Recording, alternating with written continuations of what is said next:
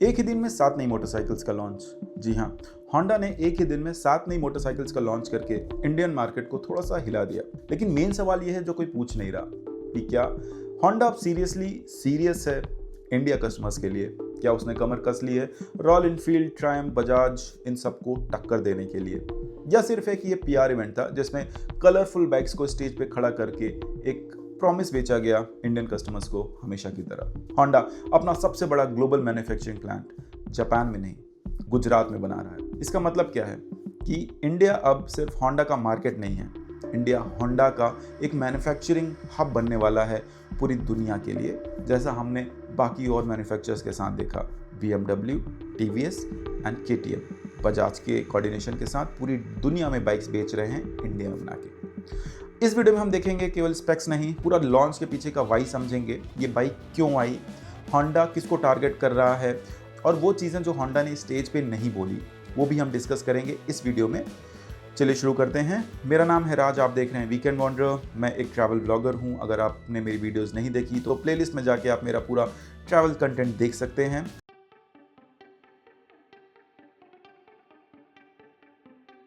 24 जुलाई, new Delhi. Honda ने एक साथ 7 नए प्रोडक्ट्स लॉन्च किए, जिसमें था ADB 160, CB 500, rebel 300, rebel 500, XR 300L, XR 300 rally और QC इलेक्ट्रिक स्कूटर। साथ में CB 300 फैमिली के 3 नए कलर अपग्रेड्स भी, जिनको मैं कॉस्मेटिक अपग्रेड्स बोलूंगा। होंडा CEO ने उस इवेंट में सीधा बोला था कि उनकी जो स्ट्रैटेजी है बहुत सिंपल है। ये जो नए 3 स्ट्रैटेजी के तहत वो लॉन्च कर रहे हैं, मतलब एक ICE internal combustion engine, electric and flex fuel, मतलब मल्टीपल पाथवे पे जाना है। तीनों एक साथ लेके चलेंगे, बिकॉज किसी भी बाइक के लिए या किसी भी टेक्नोलॉजी के लिए एक कस्टमर को कैटर करना, मतलब पूरे मार्केट को या पूरे कस्टमर बेस को कैटर करना पॉसिबल नहीं है। तो अलग अलग टेक्नोलॉजी चाहिए अलग अलग कस्टमर को टारगेट करने के लिए, और ये तीनों को साथ में लेके चलने वाले हैं। अब यहाँ असली इंटरेस्टिंग पार्ट आता है जो मैंने कहीं भी कवर होते नहीं देखा। होंडा तापुकारा राजस्थान में 1500 करोड़ का तीसरा प्रोडक्शन लाइन डाल रहा है, जो 2028 तक रेडी हो जाएगा, जिसमें 6.7 lakh unit per year add करेंगे। और विठलापुर में जो गुजरात में है, वहां पे चौथा लाइन 2027 में रेडी हो जाएगा। ये होंडा की पूरी दुनिया में सबसे बड़ा मोटरसाइकिल असेंबली प्लांट बनेगा। ये कंबाइंड HMSI का टोटल इंडिया कैपेसिटी 6.25 मिलियन से बढ़ाकर 8 मिलियन यूनिट्स तक पर ईयर कर देगा, मतलब 2028 का अगर हम टारगेट करें तो। ये सारी रिपोर्ट्स है, काफ़ी डिटेल स्टडी और रिसर्च करके मैं ये वीडियो लेके आया हूँ। तो अगर आपको वीडियो अच्छा लगेगा तो चैनल को सब्सक्राइब करना, ऐसे और कंटेंट के लिए लाइक करना और दोस्तों में शेयर ज़रूर करना। और एक्सपोर्ट्स की अब बात करते हैं। 0.36 मिलियन FY24 से 0.51 मिलियन FY25 से 0.62 मिलियन FY26, तो ऑलमोस्ट डबल हो गया सिर्फ 2 साल में। अब 65 कंट्रीज़ में एक्सपोर्ट करना है, जापान और यूरोप को मिला के, तो काफ़ी बड़ा मार्केट है। इसके लिए होंडा ने काफ़ी बड़ा बेट लिया है इसमें। अब मेरा ओपिनियन थोड़ा सा भी सुन लो, क्योंकि मैं बीच बीच में अपने ओपिनियन देता रहूँगा। ये सिर्फ मुझे लगता है कि इंडिया बड़ा मार्केट है, ये बात कोई नई नहीं है। ये बात पिछले 25 साल से चल रही है और सबको मालूम है। रियल चीज़ ये है कि होंडा का अपना जापान मार्केट स्लो हो रहा है, और कई मार्केट जो एक्सपोर्ट मार्केट्स हैं वो भी स्लो पड़े हैं, वो फ्लैट ही ऑलमोस्ट। इंडिया आज भी एक मेजर प्लेयर है। अगर आप देखेंगे यहाँ पे premium segment double digit growth कर रहा है। तो जब होंडा अपनी इंडिया डिमांड से ज़्यादा प्रोड्यूस कर रहा है, तो इसका मतलब कि होंडा यहाँ से अब एक्सपोर्ट के पूरे प्लान में है कि इंडिया में बनाएगा और बाहर बेचेगा। तो इंडिया अब सिर्फ कस्टमर नहीं है, इंडिया होंडा का एशिया, अफ्रीका, लैटिन अमेरिका का प्रीमियम स्ट्रैटेजी का अब एक ऐसा मैन्युफैक्चरिंग बेस बन रहा है, which is very good for us as a consumer. और डेटा भी सपोर्ट करता है ये सारी बात। अगर आप क्रिसिल के नंबर्स को देखोगे तो उसके मुताबिक प्रीमियम मोटरसाइकिल्स अगर 150 सीसी से ऊपर की हम बात करें, तो इंडिया के 2 व्हीलर मार्केट में FY19 में 14% था, FY25 तक 19% हो गया, और FY2030 तक ये 22% तक जाने का प्रोजेक्शन है। अब ये एक ऐसा केक है जिसका एक पाई होंडा चाहता है, जो अभी तक मेजॉरिटी शेयर रॉयल इनफील्ड खा रहा है। तो सवाल अब ये नहीं है कि होंडा ये सब क्यों कर रहा है। हमको मालूम है इतना अट्रैक्टिव, लुक्रेटिव सब दिख रहा है, तो होंडा को तो आना ही था। बट मेजर बात है कि होंडा ये 5 साल पहले क्यों नहीं किया, जब ये मार्केट बन रहा था, ये सेगमेंट बन रहा था। इसको पहले करना चाहिए था, राइट। तो चलिए 3 रीजंस देखते हैं कि होंडा क्यों लेट हुआ। ये मेरे रीजंस हैं, मुझे जो सा लगता है मैं वो बता रहा हूँ। तो सबसे पहला रीज़न, मैन्युफैक्चरिंग कैपेसिटी वो रेडी नहीं थी। अब नया जो 500 सीसी का इंजन आ रहा है, वो 501 सीसी का इंजन या डुअल स्पोर्ट्स प्लेटफॉर्म को लोकलाइज करना, इसमें सालों लग जाते हैं। टूलिंग और सप्लाई चेन सेट करना, इस सब में बहुत टाइम लगता है। ये कोई 1-2 साल में हो जाए ऐसा नहीं है। और ये सारी बाइक्स एक्चुअली 2-3 साल पहले लिए गए इन्वेस्टमेंट डिसीजंस का रिजल्ट हैं, ना कि लास्ट क्वार्टर सेल्स नंबर के रिएक्शन के थ्रू इनको लॉन्च किया जा रहा है। ये ऑलरेडी मार्केट में 2 से 3 साल पे हैं। जो दूसरा रीजन है मेरा, वो है रॉयल एनफील्ड ने 2025 में 1 million annual domestic sales cross किया। यकीन नहीं मानोगे, जून 2026 में 1 लाख प्लस यूनिट्स एक ही महीने में बेची थी। इसने होंडा को कंफर्म कर दिया कि इंडिया मार्केट बहुत बड़ा है और ये सेगमेंट अब कोई नीश नहीं रह गया है। मतलब 150 सीसी से ऊपर का जो सेगमेंट है वो नीश नहीं रह गया, हर आदमी चाह रहा है वो खरीदना अप टू 500 सीसी, और वो रियल डिमांड है इंडिया की। तीसरा, जीएसटी 2.0 ने टैक्स मैथ्स को थोड़ा सा बदल दिया। बजाज ने अपने केटीएम बाइक्स को, ट्रैम्प ने अपने ट्रैम्प के जो स्पीड और स्क्रैम्बलर बाइक्स हैं उनको डाउन साइज किया, 350 सीसी में लेके आया ताकि वो टैक्स स्लैब में बैठ जाए और सही वैल्यू मिले कंज्यूमर को। लेकिन होंडा ने खुद इस लॉन्च को जीएसटी से डायरेक्टली कनेक्ट नहीं किया। अब चलो बात करते हैं उस बिजनेस स्टोरी को जो हर कोई डिस्कस नहीं कर रहा है। बिग विग होंडा का एक प्रीमियम रिटेल आर्म है। 2021 में सिर्फ 40 डीलरशिप्स थे और अब 140 प्लस डीलरशिप्स या फिर टच पॉइंट्स हैं ऑल ओवर इंडिया। लेकिन यहाँ असली ट्विस्ट यहाँ पे आता है कि अभी भी जो 140 प्लस है, ये 2 टीयर्स में स्प्लिट है, ठीक है। एक हमारा टीयर 1 सिटी है जो बिग विंग टॉप लाइन बोलेंगे, जो फुल प्रीमियम है। यहाँ पे ये केवल मेट्रो सिटीज़ में है, बड़े शहरों में है। और जो दूसरा है बिग विंग स्टैंडर्ड, ये सिर्फ 200 से 500 सीसी की बाइक्स रखते हैं, छोटे डिमांड सेंटर्स हैं इनके, और ये बहुत ज़्यादा अभी एक्सपैंड किया नहीं है। नेटवर्क, सर्विस, डीलरशिप, ये अभी भी एक ऐसा है सेगमेंट जहाँ पे होंडा को और एक्सप्लोर करना है। इसका मतलब अगर आप टीयर 2 सिटी में CB500 या रेबल 300 खरीदते हो तो हो सकता है आपके पास सिर्फ स्टैंडर्ड बिग विंग एक्सेस हो, टॉप लाइन नहीं, जिसका सीधा इम्पैक्ट पड़ता है आपके ओवरऑल ओनरशिप एक्सपीरियंसेस में, एसेसरीज में, ट्रेन टेक्नीशियंस में, और इवन लोनर ऑप्शंस में जहाँ पे आपको लोन मिलता है। वो सब थोड़ा सा डिफ़िकल्ट हो जाता है। मुंबई या दिल्ली के बाहर के कंपैरिजन में अगर आप देखोगे तो छोटे टाउन में जो आप खरीद रहे हो वहाँ के लिए आपको थोड़ा होंडा मुश्किल ही पड़ेगी, ये सारा नया लाइनअप। और ये इंपॉर्टेंट पॉइंट है क्योंकि होंडा की इंजीनियरिंग रेपुटेशन बहुत अच्छी है, रिलायबिलिटी, क्वालिटी, ये सब बहुत स्ट्रांग है। रॉयल एनफील्ड से तो बहुत ज़्यादा स्ट्रांग है। बट रॉयल एनफील्ड का असली जो बेस है वो क्या है? वो टेक्निकल नहीं है, वो डेंसिटी है। आरी का सर्विस सेंटर्स, डीलरशिप्स वहाँ भी हैं जहाँ होंडा बिग विंग अभी तक पहुंच ही नहीं पाया। आप लेह लद्दाख में भी उसका एक सर्विस नेटवर्क पा जाओगे, सिक्किम में आप पा जाओगे। तो सिर्फ एक ब्रांड परसेप्शन नहीं है, वो ऑलरेडी अगर आप आरी जाते हो तो एक पीस ऑफ माइंड ये मिलेगा कि ख़राब होगी तो कहीं बन जाएगी, लेकिन ख़राब होगी। अब ध्यान से देखो, XR 300L और XR 300 रैली दोनों सेम 293.5 सीसी के इंजन यूज़ करते हैं जो ऑलरेडी CB300F में है। रेबल 300 और रेबल 500 भी सेम डिज़ाइन, लैंग्वेज और स्विच गियर शेयर करते हैं। सो ये कोई कोइंसिडेंस नहीं है, ये होंडा की एक सोची समझी एक स्ट्रैटेजी है और ये वही स्ट्रैटेजी को यूज़ करके आगे बढ़ रहे हैं। ये वही स्ट्रैटेजी है जो बजाज और KTM ने सालों साल यूज़ किया है। मतलब एक कोर इंजन बनाओ और एक कोर चेसिस फैमिली बनाओ, आप उसके मल्टीपल स्टाइल्स बनाओ, ठीक है। उसकी वजह से अलग बॉडी फ्रेमिंग करो, अलग स्ट्रक्चर्स नए बनाओ। उस तरीके से ये नए 7 प्रोडक्ट लॉन्च कर पाए। अगर हर बाइक अलग होती, हर बाइक अलग से डेवलप करता तो एक बाइक को डेवलप करने में ही 6 से 7 साल लग जाते। तो शायद ये 7 बाइक एक बार में नहीं आ पाती। कहीं ना कहीं से इन्होंने टेक उठाया है पीछे का, लेकिन यहाँ पे भी खेल है कि सारा टेक नहीं उठाया है, कुछ चीज़ें नई भी हैं। तो आप ये समझो कि आने फ्यूचर में भी इनके पास बहुत ऑप्शन रहने वाला है, सेम इंजन सेम चीज़ को उठा के दूसरे पैकेजिंग के साथ बेचने के लिए। So they are opening up their ice product line even with this launch. अब चलो, मेरे लिए जो सबसे एक्साइटिंग बाइक है वो CB500 है और ये सबसे बड़ा स्टेटमेंट मुझे लगा ये पूरे लॉन्च में।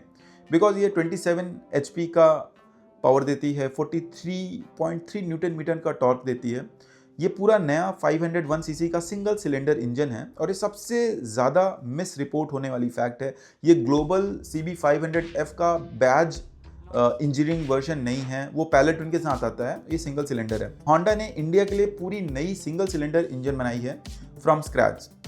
ये एक सीरियस R&D इन्वेस्टमेंट है। अब मेरी ओपिनियन के हिसाब से रॉयल एनफील्ड ने अपना 500 सीसी UCE इंजन जो है वो 2020 में बंद कर दिया था और इसके जगह अभी प्रॉपर्ली कोई दूसरा ऐसा सेगमेंट में है नहीं जो फिल कर रहा है। क्लासिक 350 और 650 ट्विंस के बीच का जो गैप है 500 सीसी का, वो अभी भी है क्रूज़र या फिर इस सेगमेंट में, राइट, एडवेंचर में तो है। तो ये होंडा उसी सेगमेंट को फिल करने के लिए आया है कि 500 सीसी में कुछ नहीं है, मतलब बड़ा इंजन, थम, लो रेव यूजेबिलिटी, जो उसको वो चाहिए, क्रूज़र फील चाहिए थोड़ा सा, तो उसके लिए रेट्रो फील चाहिए रेवी इंजन के साथ, तो ये वहाँ पे टारगेट कर रहा है। अब इनके बायर कौन है? जो क्लासिक 350 या हाइनेस 350 या फिर BSA गोल्ड स्टार 650 ये लेने का सोच रहे हैं, ये उसके प्रोस्पेक्टिव बायर्स हो सकते हैं। XR 300L और XR 300 रैली अपनी ऑडियंस के लिए ये सबसे रेलेवेंट बाइक होने वाली है अगर आप वीकेंड राइड करते हो या अगर आप इन शॉर्ट टूरर फ्रेंडली हो तो। 293.5 सीसी का जो इंजन है, ये 6 स्पीड 21 इंच फ्रंट और dual channel switchable ABS, traction control, rally variant में TFT, road sync connectivity, taller windscreen भी मिलता है इसमें आपको।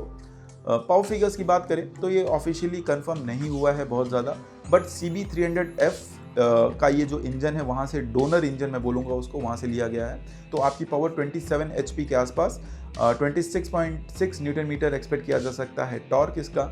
ये होंडा का सबसे बड़ा गैम्बल है या फिर मैं बोलूँगा सबसे बड़ा हिस्टोरिकल गैप फिल करने का टाइम है। उनके पास ग्लोबली अफ्रीका ट्विन है, CRF जैसे बहुत सी बढ़िया डुअल स्पोर्ट्स वाली DNA हैं, लेकिन इंडिया में कुछ अफोर्डेबल नहीं था अभी तक। हीरो एक्सपल्स डायरेक्ट कंपटीशन में है, हीरो एक्सपल्स 210 ये ऑलमोस्ट पहले अकेला कंट्रोल किया था, ठीक है। अब होंडा वहाँ पे real of road hardware, travel long suspension और प्रॉपर ग्राउंड क्लियरेंस के साथ अगर एक बढ़िया सी बाइक, रिलायबल बाइक, अच्छी बाइक ला रहा है तो एक बहुत बड़ा कंपटीशन होने वाला है उस सेगमेंट के लिए। तो बायर जो एक्सपल्स में जा रहे थे, अब वो थोड़ा सा स्ट्रेच करके, क्योंकि प्राइसिंग ऑलमोस्ट थोड़ा ज़्यादा ही होगा, स्ट्रेच करके एक बढ़िया पैकेज देख सकते हैं। ऑनेस्टली मैं अगर बोलूँ तो अपने ऑडियंस के लिए जो वीकेंड टूरिंग करते हैं उनके लिए XR 300 रैली थोड़ा सा सही ऑप्शन रहेगा, क्योंकि हाईवे कंफर्ट मिलेगा, अच्छा आपको टॉल विंड स्क्रीन मिल रहा है, ट्रेल कैपेसिटी भी है, तो ठीक है, तो ठीक वो बाइक मुझे ठीक लग रही है। बट मैं भी इस पूरी लाइनअप में मेरा अलग ही पर्सपेक्टिव है, मेरा अलग ही सोच नज़रिया है, मुझे एडवेंचर टूरर में जाना है। सो सीरियस एंड्योरो राइडर्स के लिए 293 सीसी का air cooled single cylinder engine जल्दी आउटग्रो करेगा। वो लोग हिमालयन 450 या KTM 390 एडवेंचर देखिए, जिनको थोड़ी बड़ी बाइक चाहिए, ज़्यादा पावर चाहिए, वो उस पर जा सकते हैं। अब चलो बात करते हैं रेबल 300 की और रेबल 500 की। रेबल 300 में बॉबर स्टाइलिंग, 16 इंच का व्हील्स दोनों तरफ मिलेगा, ई क्लच का ऑप्शन मिलेगा। रेबल 500 पहले CB इंपोर्ट होके आता था इंडिया में, तो उस टाइम पे प्राइसिंग 5.49 में गया था, जो कि काफ़ी कॉस्टली हो जाता है ऑन रोड देखोगे आप तो। अब लोकलाइज हो रहा है तो इसका वैल्यू कम हो जाएगा प्राइसिंग के हिसाब से, तो ज़्यादा अफोर्डेबल हो सकता है। क्रूज़र सेगमेंट में रॉयल इनफील्ड अभी तक पूरा डोमिनेंस था उसका, हर आप ले लो, कोई भी कैटेगरी ले लो, मिटियोर, क्लासिक, और होंडा के पास स्पेस में कुछ भी नहीं था, ठीक है। तो क्रूज़र के हिसाब से ये बहुत अच्छा लॉन्च हुआ है। रेबल का बॉबर लुक और लो सीट हाइट शॉर्टर राइडर्स को टारगेट कर रहा है, जो थोड़ा सा different ride style, ride quality जिनको चाहिए उसके लिए बहुत बढ़िया है। ई क्लच एक्चुअली डिफरेंशिएटर है इस प्राइस के ब्रैकेट में, कोई राइवल क्लच फ्री शिफ्टिंग नहीं दे रहा है, और स्टॉप गो ट्रैफिक में जनरली यूज़फुल है, जहाँ पे आपको बम्पर टू बम्पर ट्रैफिक होता है वहाँ पे ई क्लच काफ़ी यूज़फुल है। तो ये वो बायर्स देख सकते हैं जो शॉर्ट हाइट वाले हैं। नेक्स्ट बात करते हैं हम ADV 160 की और QC3। तो ADV 160 157 सीसी का सिंगल सिलेंडर इंजन है, E85 फ्लेक्स व्हील कंपेटेबल है, 27 लीटर अंडर सीट स्टोरेज है। QC3 3 kilowatt battery, 151 kilometre range, 80% charge in 2 hours 40 minute, काफ़ी प्रॉमिसिंग लग रहा है, काफ़ी बढ़िया लग रहा है। ऑनेस्टली बोलूँ तो ADV 160 का फ्लेक्स फ्यूल एंगल थोड़ा सा भी रिस्की है, क्योंकि होंडा पहले CB300F फ्लेक्स फ्यूल लॉन्च कर चुका है इंडिया में, और वो डिसकंटिन्यू भी हो गया, क्योंकि E85 का भी कोई इकोसिस्टम ही नहीं है, पंप नहीं है, इंफ्रास्ट्रक्चर नहीं है। तो आप उसमें डलवा सकते हो, प्योर पेट्रोल से लेके E10, 5, 20 जो भी है आप डलवा सकते हो। E85 तक सपोर्ट करेगा, लेकिन विदाउट इंफ्रास्ट्रक्चर वो दोबारा से वही बेट खेलना मुझे डाउटफुल लग रहा है। QC3 का मोटरसाइकिल जो है वो भी सिंपल है। होंडा मल्टीपाथ स्ट्रेटजी बोल नहीं सकता अगर EV में उनको जीरो प्रेजेंस हो गया, जब एथर, TVS, iQube, ओला ऑलरेडी सालों आगे हैं इनसे। ये टेबल पे सीट लेना है, सेगमेंट जीतना नहीं। मतलब आपको एक पार्ट चाहिए कि हाँ हम भी हैं भाई, तो हम भी हैं, वो करके इन्होंने एक लॉन्च किया है, तो वो है। अब CB300 फैमिली में नए कलर्स आ रहे हैं, सेम चेजेस है। वो हाउस कीपिंग थोड़ा सा मैं बोलूँगा उसको, थोड़ा सा फाइन ट्यूनिंग तो कुछ हुआ नहीं है, बट सेम चीज़ है, थोड़ा सा कॉस्मेटिक चेंजेस है। अब चलो देखते हैं, कंपटीशन की बात करते हैं। होंडा वर्सेस रॉयल इनफील्ड का अगर हम कंपटीशन की बात करें तो ये मेरा सबसे ऑनेस्ट टेक है, और ये मेरी अपनी ऑब्जर्वेशन से मैं आपको बता रहा हूँ। अब इंडियन बायर को समझने के लिए रॉयल इनफील्ड सबसे आगे है। उनका पूरा प्रोडक्शन लाइन सेटअप, उनका पूरा प्रोडक्शन फिलॉसफी इसी मार्केट के लिए बना है। डीलरशिप ब्रेड होगी, रॉयल इनफील्ड की बहुत तगड़ी प्रेजेंस होगी, प्री स्टोर एक्सपीरियंस और सर्विस नेटवर्क्स, ये सब बिग विंग से बहुत ज़्यादा है। बिग विंग एक नया मैं अभी बोलूँगा कि नया कॉन्सेप्ट है। ये कम्युनिटी जो रॉयल इनफील्ड वाले हैं, जो रिलायबिलिटी चाहते हैं, जो रेपुटेशन चाहते हैं, थोड़ा सा और उनको अच्छे इंजन चाहिए, अच्छे प्रोडक्ट चाहिए, फिट एंड फिनिश बढ़िया चाहिए, वो रॉयल इनफील्ड से हट के अपना होंडा की तरफ सोच सकते हैं। एसेरीज़ इकोसिस्टम भी रॉयल इनफील्ड का बहुत बड़ा है इस टाइम पे, तो एसेरीज़ नेटवर्किंग और अपना सर्विस नेटवर्क्स के मामले में होंडा बहुत पीछे है। मैं बोलूँगा थोड़ा भी नहीं, बहुत पीछे। अगर ये नई बाइक्स लाता है तो उससे सबसे पहले उसको सर्विस और इकोसिस्टम पे काम करना बहुत ज़रूरी है। सबसे इम्पॉर्टेंट चीज़ जो मैं बोलना चाहता हूँ ये है कि होंडा वर्सेस रॉयल इनफील्ड, ये फ्रेम ही गलत है। रियल स्टोरी ये है कि होंडा अपने खुद के CB350 बायर्स को रिटेन करना चाहता है। मतलब मैंने अगर CB350 लिया तो मैं 500 लेना चाहूँ, अगर मैं अपग्रेड करना चाहूँ तो मैं आरी की तरफ ना सोचूँ, मैं अपना होंडा की तरफ ही सोचूँ। मेरे पास इतने ऑप्शंस हों कि मैं होंडा में ही कहीं जा पाऊँ, या तो मैं CB NX में चला जाऊँ, ट्रांसैट में चला जाऊँ, बड़ी बाइक्स चाहिए, नहीं तो अगर क्रूज़र चाहिए तो मैं बॉबर अपना जो नया आया है रेबल में जा सकता हूँ, या फिर ऐसी दूसरी बाइक्स में। अगर मुझे सेम बड़ा पावर चाहिए, सेम टॉर्क चाहिए, सेम प्रेजेंस के साथ, तो 500F भी अच्छा ऑप्शन है। तो सबसे बड़ा अभी जो हमारे सामने दिक्कत है होंडा के लॉन्च में, अभी तक इन्होंने कुछ क्लियर नहीं किया कि कितना % लोकलाइजेशन होगा, क्या एक्सपेंशन होंगे डीलरशिप, क्या प्राइसिंग होगी, क्या एसेरीज आएंगी, कैसे कस्टमाइजेशन इकोसिस्टम बनाने वाले हैं, QC3 के बाद और EV मॉडल्स आएंगे या नहीं, या फिर इसको डिसकंटिन्यू कर देंगे हमेशा की तरह, या फिर नई बाइक्स आएंगी, कितने दिन रहेंगी, फिर कब डिसकंटिन्यू हो जाएंगी। तो अभी भी जो क्लियर पिक्चर है वो है नहीं।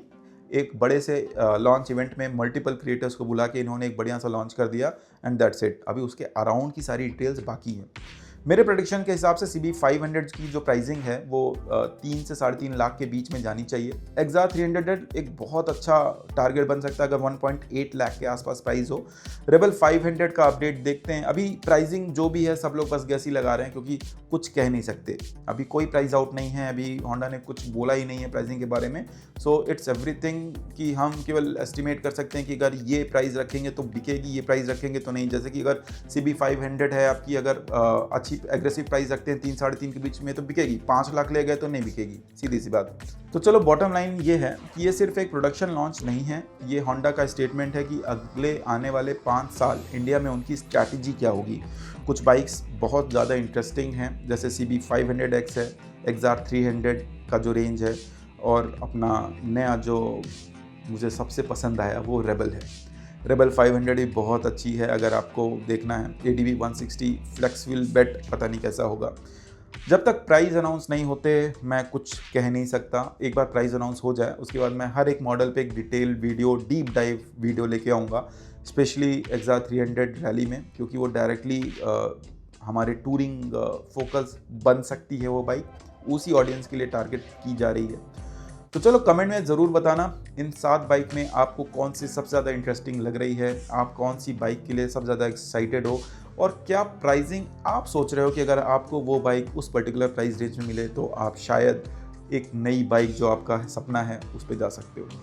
नेक्स्ट वीडियो में हम बात करेंगे इसी टॉपिक पे, एक थोड़ा सा अलग फॉर्मेट में बात करेंगे कि आपको क्या करना चाहिए, what you want to do, अगर आप वेट करना चाहते हो, वेट करना नहीं चाहते हो। तो एज ये जो पूरा हमारा लाइनअप था, ये जो हमारा पूरा लॉन्च था, इसको एज अ बायर हम समझने की कोशिश करेंगे। आज तो हमने केवल टेक्निकल एनालिसिस थोड़ा सा देखा इसका होंडा की तरफ से, होंडा के नज़रिए से, और नेक्स्ट वीडियो में हम समझेंगे कि हमारे एज अ कंज्यूमर के नज़रिए से ये कैसा रहने वाला है, किसको वेट करना है, किसको क्या करना है। Will talk in detail, but ये वीडियो काफ़ी लंबी हो गई है।